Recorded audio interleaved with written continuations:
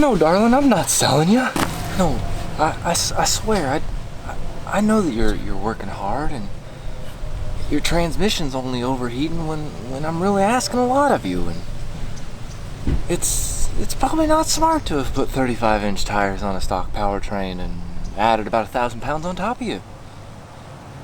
I know, it's not your fault. It's not your fault. So, I am gonna be selling my truck. The new truck I still haven't picked out, but it will almost for certain be a Chevy C30, probably late 70s, early 80s. I'm still looking around for it. What I wanted to do is give you a proper update of everything that I've done to this truck, because I know I did an update way long ago, super outdated, and that's probably the most asked question is everyone wants an update. Because Chevy Silverados don't get the most love in the off-road world. So let's just jump on into it.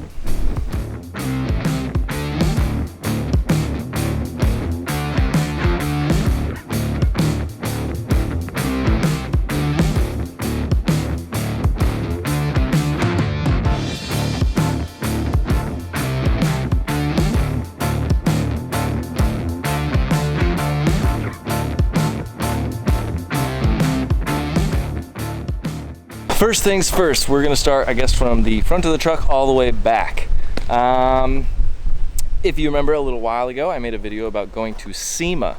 Weston Automotive actually took me to SEMA because I won their Masterpiece of Metal competition. For doing so, I got a bunch of gear from them. One of which is the bumper that I've had for quite a while. That is the Weston Pro Mod series bumper. It fits some KCC series in really nice. I have a 30-inch bar up front and then 2 sets of pods down in the fog light area. That thing is solid. I've bashed it into rocks. I've done a whole bunch of stuff. I almost feel like there's room inside of it for a winch. This is not ready for a winch, but I feel like with a little welding and cutting and stuff like that, you could make it ready. But yeah, that has been awesome. The next one from Weston is the Pro Mod rear bumper. This thing is pretty solid. I think it's 3/16-inch steel. It's got room for lights back here if you want. But yeah, all in all, you can keep your stock hitch mount.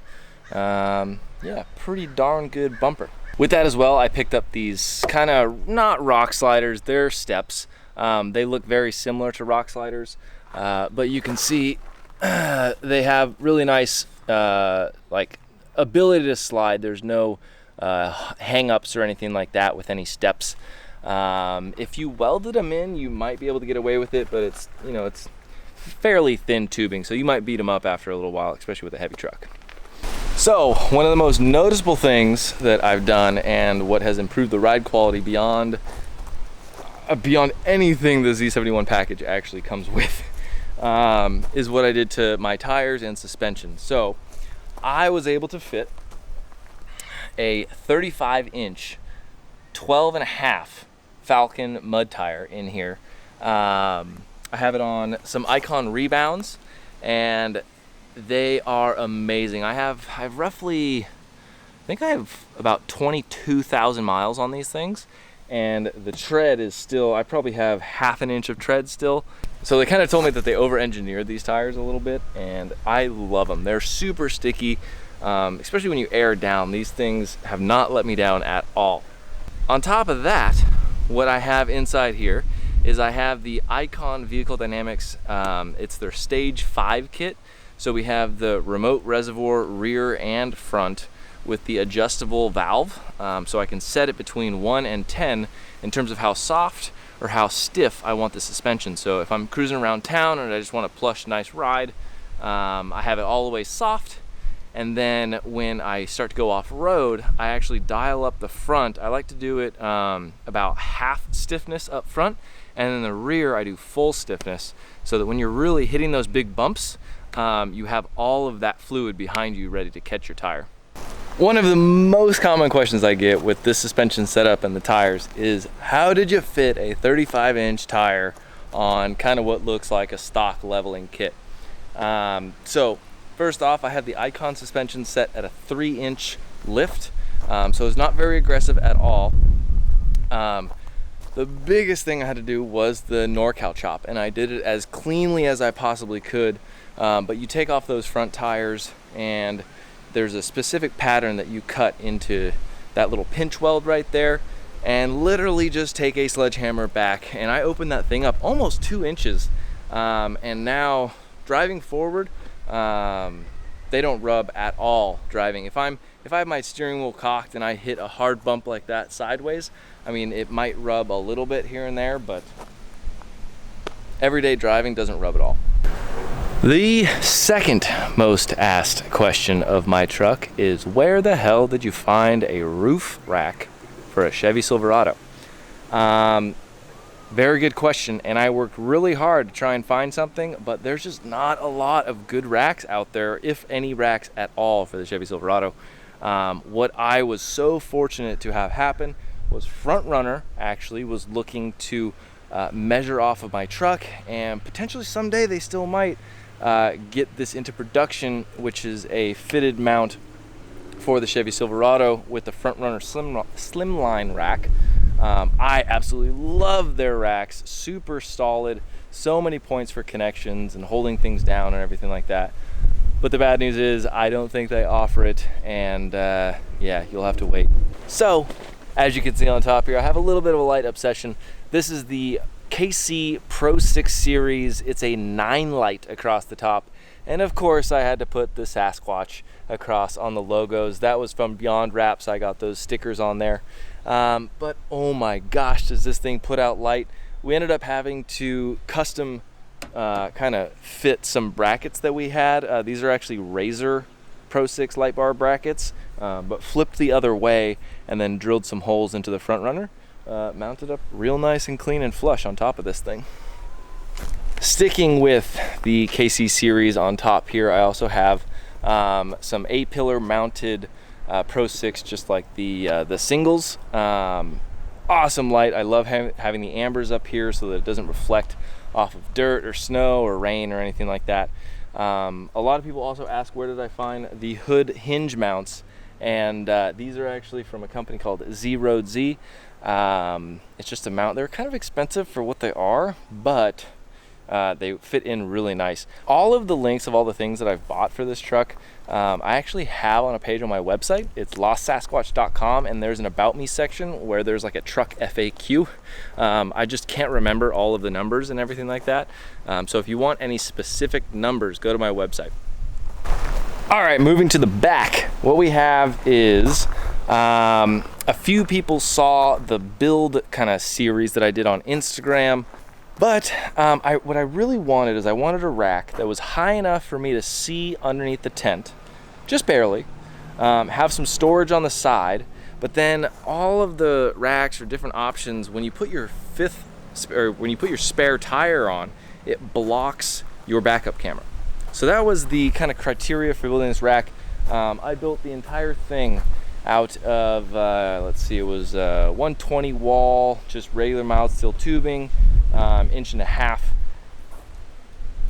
I got such an itch from building this thing that that's kind of what stemmed me really wanting to build my own truck now. But yeah, it was a super fun project. I'll show you a little closer. So what we have is just some a nice hinged mount system to hold the spare tire on there. I can take it off or whatnot. I have some custom mounts to be able to hold the Rome 83 liter storage boxes on here. All you gotta do is pull 3 tabs, and then we have your storage right in there. I have it empty right now because they're a little too easy to get stolen or broken into or anything like that. So unless I'm on a trip, I keep them empty. On top of that, I have gas struts on the back to help me lift up the tire, which is pretty sweet. That was one of the toughest things on this to kind of gauge and get right, because I have the struts mounted in such an orientation that it's kind of pushing up with not a big what do you call it, leverage radius, whatever's fancy science terms. I found these shocks on McMaster-Carr. They're actually adjustable in terms of how much pressure it puts up, and so you can buy them at a high pressure and then turn a set screw and let some of the pressure out.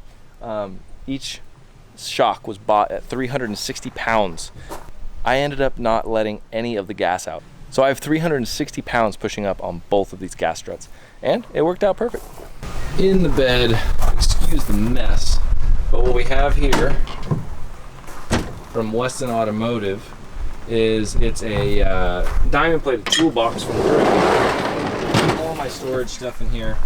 I normally have my griddle right in here, but everything I can just keep really nice and organized and completely watertight back in here. Back behind, literally perfect. I don't know if you can see the fit on here, but it like rubs up against my tailgate right here almost perfectly.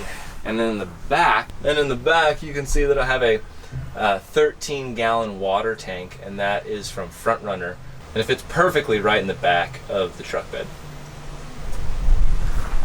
And then last but not least, I have the Rome Vagabond tent up top.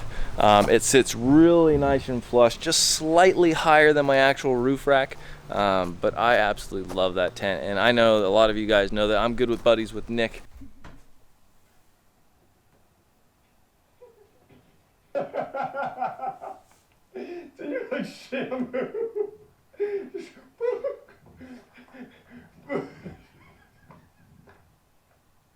Oh man. Oh, that was majestic, dude. Wow. That was the rightest way I've ever seen anybody enter a tent. Who owns Rome. We've been on a few trips together, and they're always fun, but super quality tent. The mattress is probably my favorite thing about it. Want to know another secret about Rome?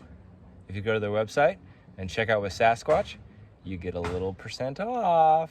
And that about wraps it up. If you have any more questions, let me know in the comments. I'm actually leaving, I think in a few hours, to go pick up the new truck. So what I'm doing with this new truck is a little YouTube series. It's going to be a lot of fun. I already have some 1-ton axles that I've been trying to rebuild, and pretty much every part of this build I'm going to be putting on this YouTube channel. So hit the subscribe button, and I will see you in the next video. Peace.